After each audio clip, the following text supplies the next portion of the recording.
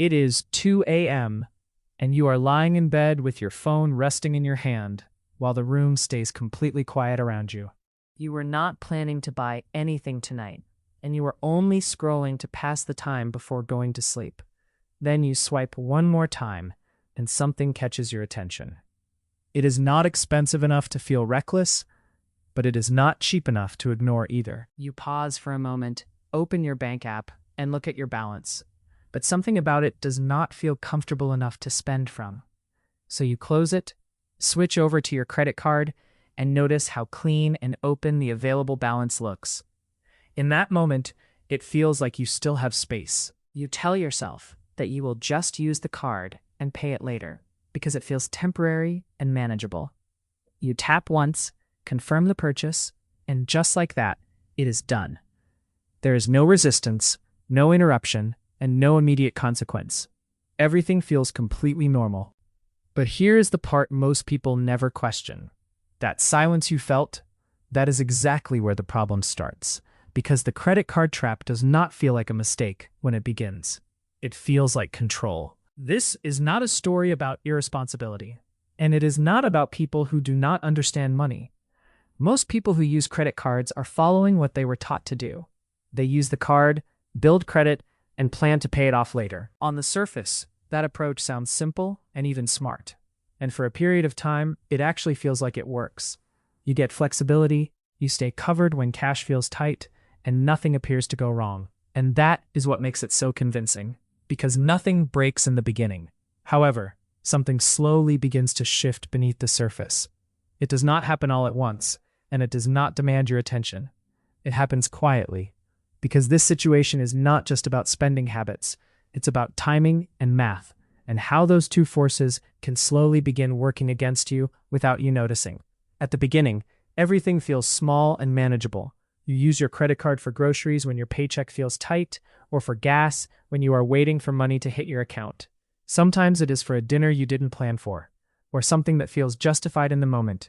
Each decision makes sense on its own. Nothing about it feels extreme.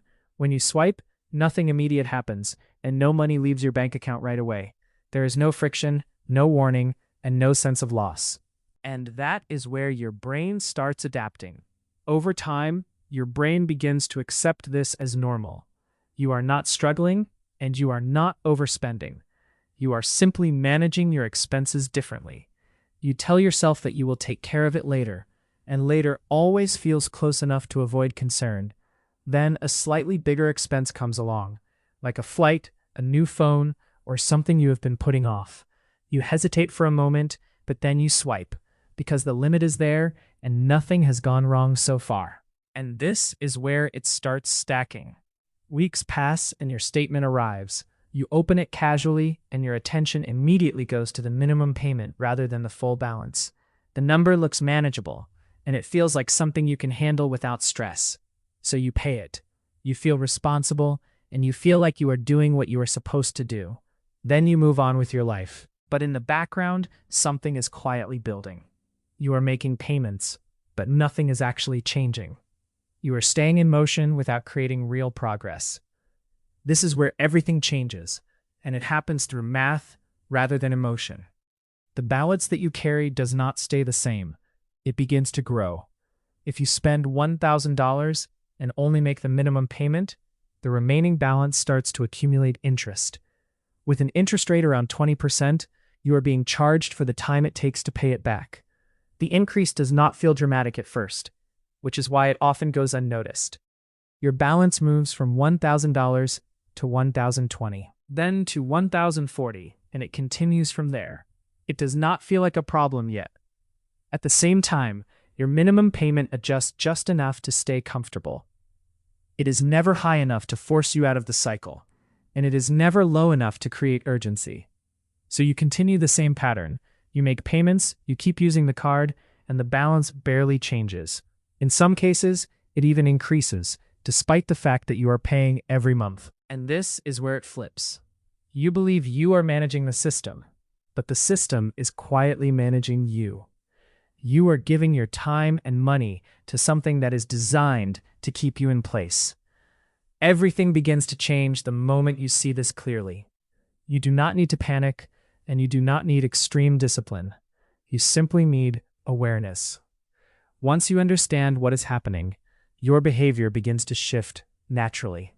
You start pausing before making purchases, not out of fear, but out of clarity.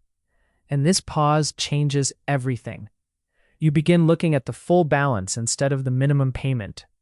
You ask yourself a different question.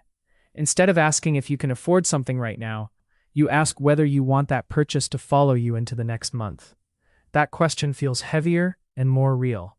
It connects your present decision to your future reality, and this is where control actually begins. You are no longer reacting to what is in front of you. You are deciding what you want to carry forward.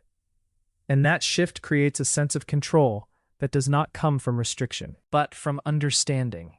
However, this is where the situation becomes dangerous again. Even when you start making progress, the trap does not disappear. It simply changes form. You begin paying down your balance, and you feel lighter and more in control. Your available credit increases, and it feels like you have created space. But this is where it gets dangerous again. That feeling can be misleading. You start using the card again, just a little, because you believe you can manage it better this time. This is where the cycle resets. Your balance decreases, your confidence increases, and your spending slowly returns. The balance begins to rise again. Nothing feels wrong in the moment, because each individual decision feels reasonable. But when those decisions add up, they recreate the same pattern. You are active, but you are not advancing. You are making effort, but not achieving change. Over time, this loop becomes familiar, and familiarity makes it harder to question. You are not in crisis, which makes it easy to ignore, but you are not moving forward either. Breaking out of this cycle does not require a complicated plan. It requires a clear shift in perspective. The first step is to stop treating your credit card like an extension of your income. It is not additional money. It is a delay between your decision and its consequence. Once you see it that way, your behavior starts to change. To break the cycle, you shorten that delay. Before making a purchase, you check your actual bank balance instead of your credit limit. If the money is not there, you pause long enough to make an intentional decision. You also stop focusing on the minimum payment entirely. That number is designed to keep you inside the system, not to move you out of it. Instead, you focus on your full balance every time. This is the part that creates real movement. You make it your standard to clear it as consistently as possible. Not perfectly, but intentionally. Over time, your balance begins to shrink. And when that happens, your financial position begins to change. At that point, you are in a completely different position. Your income may be the same and your lifestyle may not look very different from the outside. However, your relationship with money has changed entirely. In one version of your life, you continue swiping, managing, and carrying a balance that quietly follows you every month, and it never really feels urgent. In the other version, you make decisions first and spend second, and nothing carries over unless you choose it. The difference between these two paths is not luck, income, or discipline.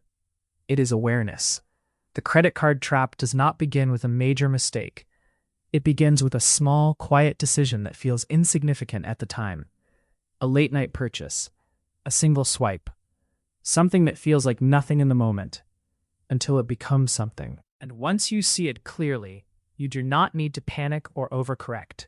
You simply stop repeating the cycle, and you begin moving forward, one intentional decision at a time.